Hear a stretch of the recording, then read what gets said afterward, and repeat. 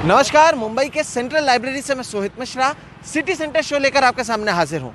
Show की शुरुआत मुंबई की एक बड़ी खबर से करते हैं। कुछ दिन पहले उद्योगपति मुकेश अंबानी के घर के पास एक स्कॉर्पियो कार मिली थी। आज उस कार के मालिक के शव को बरामद किया गया है।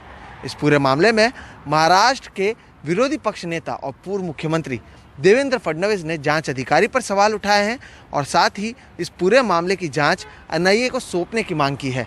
देखिए रिपोर्ट। मनसुख हिरेन का नाम पहली बार तब सुर्खियों में आया जब पता चला कि मुकेश अंबानी के घर एंटीला के बाहर खड़ी उन्हीं की स्कॉर्पियो में विस्फोटक मिले थे। तब उन्होंने बताया था कि उनकी कार चोरी चली गई थी। अब उनका शव मुंबई से लगे ठाणे में मिला है। पूर्व मुख्यमंत्री देवेंद्र फडणवीस ने इस मामले में सरकार को भी घेरा और जांच अधिकारी को भी। मुंब्रा के एरिया में ये डेड बॉडी मिली है। इससे ये पूरा प्रकरण बहुत ज्यादा फिशी हो रहा है। ये बहुत ही गंभीर हो रहा है। हमारी मांग है कि जिस प्रकार के तथ्य सामने आ रहे हैं और इसका टेरर एंगल भी जो बताया जा रहा है, ये सारी चीजों को देखते हुए इस पूरे प्रकरण को एनआईए को हैंडओवर किया जाए, इस प्रकार की हमारी मांग है। देवेंद्र फडणवीस ने कहा कि इस मामले की जांच एनआईए को सौंपी जाए। उन्होंने पूछा, पूरे मामले में मुख्य गवाह होने के बावजूद मनसुख हिरेन को सुरक्षा क्यों नहीं दी गई? मामले की जांच कर रहे सचिन वजे और मनसुख हिरेन के बीच पिछले साल जून और जुलाई के बीच क्या बात हुई है?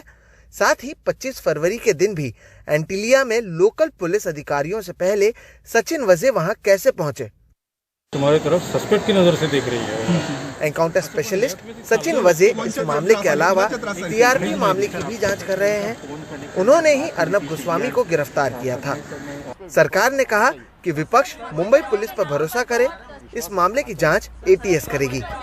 आज के विपक्ष नेता 5 साल पहले मुख्यमंत्री रह चुके हैं, गृह मंत्री रह चुके हैं। जो पुलिस जिनको डंके के चोट पे वो कहते थे कि मेरी पुलिस बहुत अच्छी है, महाराष्ट्र पुलिस की कम से कम 50 तो बार मैं ही सुन चुका हूँ कि महाराष्ट्र पुलिस की उन्होंने सराहना की है। आज वही पुलिस के ऊपर उनका विश्वास नहीं है, ऐसे मुझे दिख रहा है। सचिन वजे इस पूरे इन्वेस्टिगेशन टीम के एक मेंबर थे। एज अ मेंबर कुछ फ़ोन उन्होंने कहाँ किए हैं, किसको किए हैं, ये जांच में आ जाएगा ना। जिनके कब्जे में वो गाड़ी थी मनसुख हिरेन, हाल ही वो उनके मालकी की गाड़ी नहीं थी, उनके कब्जे में थी। वो मनसुख हिरेन की बॉडी आज सुबह थाना में मिल चुकी है मुंब्रा में। उसकी पूरी जांच चालू है। बॉडी का पोस्टमार्टम करके उसके डेथ की वजह क्या है सब डिटेल मालूम पड़ेगा। पूरी टीम, एक टेक्निकल टीम उसका पोस्टमार्टम करेगी और ये पूरे जांच की जवाबदारी हमने एटीएस को दी है। पुलिस को अब मनसुख हिरेन की पोस्टमार्टम रिपोर्ट का इंतजार है, लेकिन जिन संदिग्ध हालात में मनसुख हिरेन की मौत हुई है उससे कई सवाल उठने लगे हैं। मुंबई से सोहित मिश्रा, एनडीटीवी इंडिया। दिल्ली की सीमाओं पर किसानों की भीड़ कैसी है? क्या इतने दिनों में वहां पर भीड़ कम हुई है? ये जानने के लिए मेरी सहयोगी मेहर पांडे और मनोज ठाकुर पहुंचे सिंघू बॉर्डर पर। साथ ही किसानों से बातचीत करके उन्होंने उनकी रणनीति भी जानने की कोशिश की कि इस आंदोलन को आगे कैसे जारी रखा जाएगा।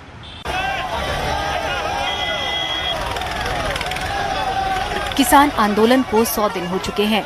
मौसम बदल गया है। दिल्ली की कड़कड़ाती सर्दी की जगह तपती हुई गर्मी वक्त से पहले धमक पड़ी है। जगदीश सिंह, जो पिछले 3 महीने से दिल्ली हरियाणा के सिंघू बॉर्डर पर कार सेवा लंगर चला रहे हैं, शुरू से ही यहाँ पर डेरा डाले हुए हैं। बड़े बूढ़े बच्चे यहाँ आते जाते रहे, जबकि कुछ लोगों ने लंबे अरसे तक यही धुनी रमा ली है। सर, आप यहाँ शुरू से हैं और शुरू में आप कह रहे थे कि बहुत लोग आ रहे थे, रोज वाले लोग आ रहे थे जो बदलते रहते थे।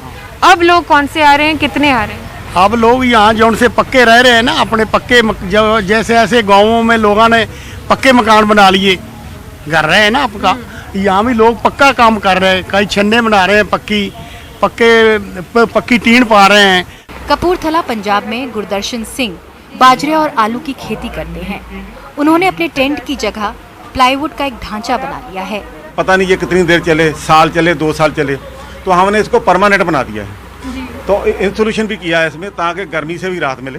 एसी के लिए भी जगह छोड़ी है, वो भी लगाएं। तो हमने वैसे तो सोलर का भी प्रबंध किया हुआ है। बलबीर कौर फतेहगढ़ साहिब पंजाब में धान की खेती करती हैं। पिछले 3 महीनों से ये अपने पूरे परिवार के साथ सिंघू बॉर्डर पर डटी हुई हैं और स्थानीय स्कूल में इन्होंने अपने बच्चों का दाखिला तक करवा लिया है। सारा परिवार ही 2 बच्चे आ, घर वाला मेरे डैडी भी आए आ, बच्चे भी स्कूल लगाते, परसों करवाती एडमिशन।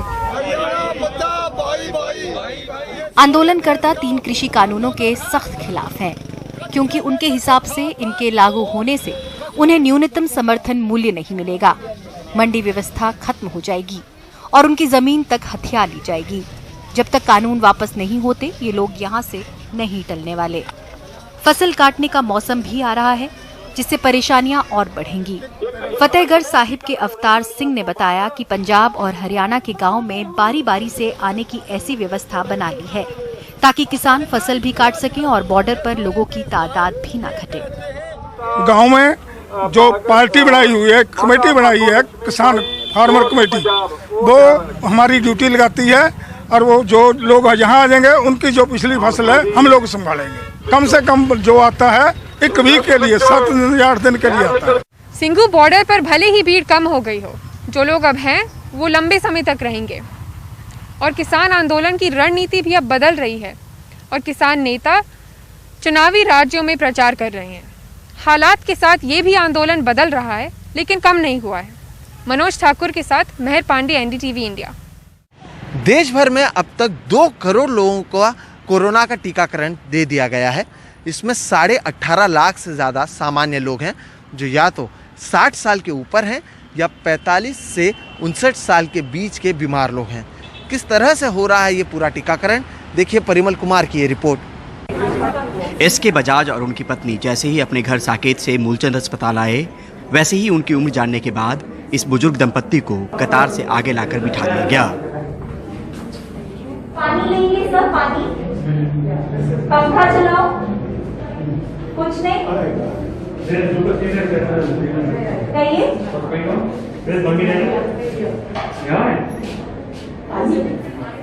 SK बजाज 87 साल के हैं और विन्नी 80 साल की। कुछ ही देर में दोनों को तुरंत टीकाकरण के लिए ले जाया गया।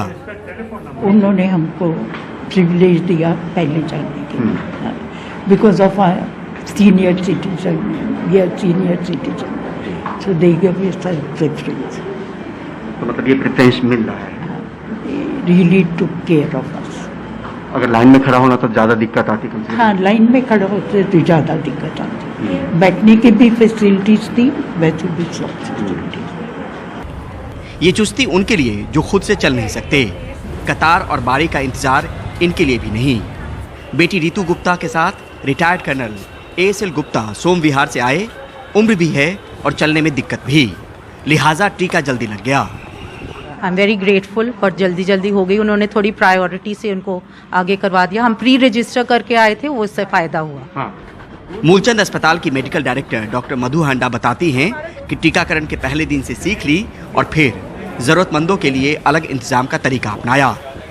मंडे की एक्सपीरियंस से हमको पता चल गया कि हमको 80+ को और व्हील चेयर को प्रायोरिटी देनी पड़ेगी। सो हमारे हॉस्पिटल में we have 2 sites, site 1 and site 2। So what we have done, हमने एक साइट में 60+, 45+, दूसरी साइट में हम 80+ और व्हील चेयर को प्रायोरिटी दे देते हैं। वो लाइन अगर खत्म हो गई फिर 75+ को कर देते हैं, फिर 70+ को कर देते हैं। So in that way we are seeing that if we do this the senior citizens are more happy and they don't have to wait longer. इतना ही नहीं, जो कतार में हैं उन तक पानी से लेकर जूस सूप भी पहुंच रहा है। ग्रेटर कैलाश पार्ट 2 की 80 साल की जसवंत कौर बिना रजिस्ट्रेशन के पहुंची, मगर काम आराम से हो गया। मेरा रजिस्ट्रेशन नहीं हुआ, इसलिए मैं हॉस्पिटल में आई हूँ। तो मेरे हॉस्पिटल वाले ने, जितने ही मेंबर हैं, उन्होंने बहुत ही मदद किया रजिस्ट्रेशन के लिए और बहुत अच्छा मेरे साथ बिहेव हुआ है। इस महामारी से मुकाबले में हर हाथ का साथ भी चाहिए और सोच भी। टीकाकरण के दम पर जंग जीतने की सोच लोगों को अस्पताल तक लाती है और यहाँ हर तरह की सहायता को लेकर साथ कर्मचारियों का मिलता है। तो बेफिक्र हो जाइए, आगे आइए, टीकाकरण करवाइए, क्योंकि अस्पताल आपके पास भी है और आपके साथ भी। नई दिल्ली से परिमल कुमार, एनडीटीवी इंडिया। अपने विरोधियों को पीछे छोड़ते हुए ममता बनर्जी ने एक साथ अपने सारे उम्मीदवारों के नाम का ऐलान कर दिया है। तृणमूल कांग्रेस पश्चिम बंगाल चुनाव में 291 सीटों पर चुनाव लड़ेगी, तो वहीं कुछ सीटें इन्होंने अपने सहयोगियों को दी है। ममता बनर्जी नंदीग्राम सीट से चुनाव लड़ेंगी। खेला होबे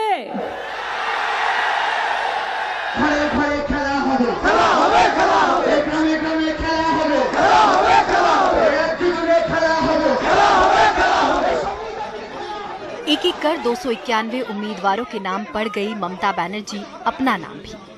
इसके बाद बनाया विक्ट्री साइन। 1998 में अपने गठन के बाद तृणमूल 5वां विधानसभा चुनाव लड़ रही है। कुछ की राय में इस बार ममता की चुनौती सबसे कड़ी है, लेकिन ममता नहीं मानती। একদম না, এটা খুব সফট ইলেকশন, এটা স্মাইলি ইলেকশন। আপনারা সকলে স্মাইল করবেন সেদিন 2 তারিখে কাউন্টিং হয়ে গেলে আমরাও সবাই স্মাইল করব। এটা স্মাইলি ইলেকশন, খেলা হবে, দেখা হবে, জেতা হবে। और इन हिंदी होते खेलेंगे, लड़ेंगे, जीतेंगे। 50 महिला उम्मीदवार, 35 मुस्लिम और आरक्षित सीटों से कहीं ज्यादा SC/ST उम्मीदवार। ममता का फोकस साफ है। साथ ही फिल्म सितारे भी, जिन्हें पहले भी ममता राजनीतिक शुभंकरों की तरह उतारती रहीं। शुक्रवार की सूची में सयंतिका, साइनी, राज चक्रवर्ती शामिल हैं। दिल्ली में लंबी चली बैठक के बावजूद बंगाल को लेकर कोई लिस्ट नहीं आई। टीएमसी में रहे शुभेंदु अधिकारी ममता के खिलाफ नंदीग्राम में उम्मीदवार हो सकते हैं। लेफ्ट फ्रंट ने शुक्रवार को 37 उम्मीदवारों के नाम घोषित किए। कांग्रेस और ISF ने एक भी नहीं। Nandigram we could not fix up which party will... Nandigram को लेकर हम तय नहीं कर सके कि कौन सी पार्टी इस सीट से लड़ेगी। इसके बाद हम उम्मीदवार उतारेंगे। 9 तारीख तक पर्चा भरने का समय है। आज 5 ही है। Today is 5th. Let me wait for 21 first. 21 is always my lucky number, and you know that my all the movement it depends on 21st. So let me first get this 2 to 1 and then over and then Delhi चलो बाद में, पहले तो बांग्ला संभालो, उसको बाद दिल्ली चलो। कोलकाता से सौरभ गुप्ता के साथ मोनिदीपा बनर्जी की रिपोर्ट, एनडीटीवी इंडिया के लिए।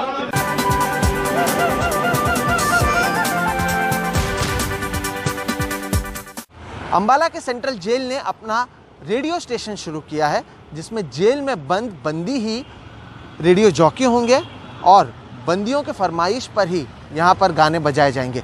पानीपत और फरीदाबाद जेल के बाद अंबाला सेंट्रल जेल प्रदेश की तीसरी जेल है जिसमें जेल रेडियो की शुरुआत की गई है। संचालन पूर्ण रूप से बंदी ही करेंगे। इसके लिए बाकायदा जेल के 6 बंदियों को ट्रेनिंग दी गई थी, जो अब जेल में बने रेडियो स्टेशन में रेडियो जॉकी की भूमिका निभा रहे हैं। जेल में खुले रेडियो स्टेशन पर न सिर्फ कानून व्यवस्था और बंदियों से जुड़ी समस्याओं से संबंधी कार्यक्रम चलाए जाएंगे, बल्कि बंदियों के मनपसंद गीत भी अब जेल की 4 दीवारी में गूंजेंगे। जेल में शुरू हुए रेडियो स्टेशन को लेकर बंदी भी काफ़ी खुश नज़र आ रहे हैं। तो वहीं सिटी सेंटर में आज फिलहाल इतना ही। आप मुझे, मेरे वीडियो जर्नलिस्ट राजेंद्र दयालकर और हमारी पूरी टीम को दीजिए इजाज़त। देश और दुनिया की बाकी खबरों के लिए आप देखते रहिए एनडीटीवी इंडिया। नमस्कार।